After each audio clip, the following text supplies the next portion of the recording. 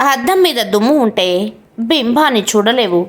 అలాగే మనసులో అసూయ ద్వేషం ఉంటే నిన్ను నువ్వు గుర్తించలేవు.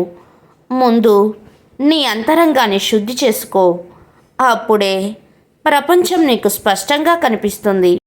నువ్వు ప్రార్థించే చేతుల కంటే శ్రమించే చేతులే దైవానికి చాలా ఇష్టం. ఎందుకంటే నీ పనిలోనే దైవం కొలువై ఉంటాడు. నేస్తమా, గాలికి కదిలే ఆకులా ఉండకు. గాలిని సైతం ఎదుర్కొనే కొండలా ఉండు. లోకం నిన్ను మార్చాలని చూస్తుంది, కానీ నువ్వు లోకాన్ని మార్చే శక్తిగా ఎదగాలి. నేస్తమా, ఎవరో నిన్ను బాధ పెట్టారని వాళ్ళు తిరిగి బాధపడాలని ఎప్పుడూ కోరుకోకు. తెలియక బాధ పెడితే క్షమించు. తెలిసి బాధ పెడితే తీర్పు కాలానికి అప్పగించు. నువ్వు మాత్రం ప్రశాంతంగా జీవించు. ఆకాశంలో మేఘాలు సూర్యుడిని కాసేపు మాత్రమే ఆపగలవు, కానీ సూర్యుడి ప్రకాశాన్ని శాశ్వతంగా ఆపలేవు. నీ కష్టాలు కూడా మేఘాల వంటివి. నీలోని ప్రతిభ వెలిగే రోజు త్వరలోనే వస్తుంది. నేస్తమా, విజయం అనేది అంతం కాదు, ఓటమి ప్రాణాంతకం కాదు. ముఖ్యమైనది ఏమిటంటే కొనసాగించే ధైర్యం కలిగి ఉండడం.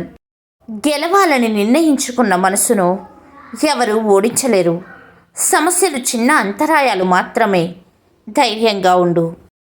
మన జీవితంలో ఎప్పుడు ముగ్గురిని మాత్రం మర్చిపోకూడదు. ఒకరు మనం కష్టాల్లో ఉన్నప్పుడు పక్కన నేనున్నాను అని నిలబడ్డవారు. 2 కష్టాల్లో నిన్ను వదిలేసిపోయినవారు. 3 నిన్ను కష్టాల్లోకి నెట్టేసినవారు. ఈ ప్రపంచంలో ఎవరు ఎవరికైనా ఇవ్వగలిగే అత్యంత ఖరీదైన బహుమతి సమయం.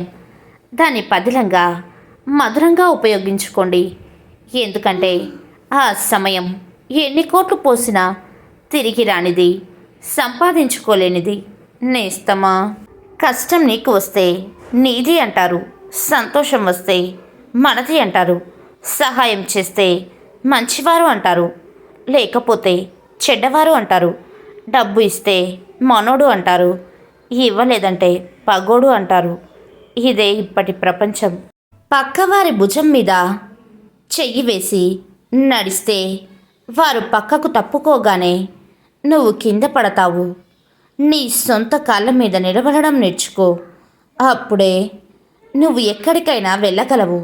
చెవులతో మాత్రమే విని కనులతో చూడని ఏ విషయాన్ని నమ్మకండి. ఒకవేళ నమ్మినా ఆ విషయాన్ని ఎవరితో పంచుకోకండి.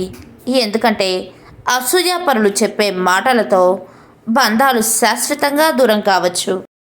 మంచివారితో మంచిగా ఉండండి, కానీ చెడ్డవారితో చెడ్డగా ఉండకండి. ఎందుకంటే వజ్రాన్ని వజ్రంతో కొయ్యగలం, కానీ బురదని బురదతో కడగలేము.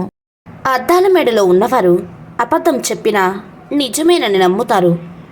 ఈ జనం పూరి గుడిసెలో ఉన్నవారు పచ్చి నిజాలు చెప్పినా అబద్ధమే అనుకుంటారు. శాంతంగా ఉంటేనే జీవితంలో మీరు దృఢంగా ఉండగలరు. గుర్తుంచుకోండి, చల్లగా ఉన్నప్పుడు అత్యంత దృఢంగా ఉండే ఇనుము కూడా వేడెక్కితే బలహీనమైపోతుంది.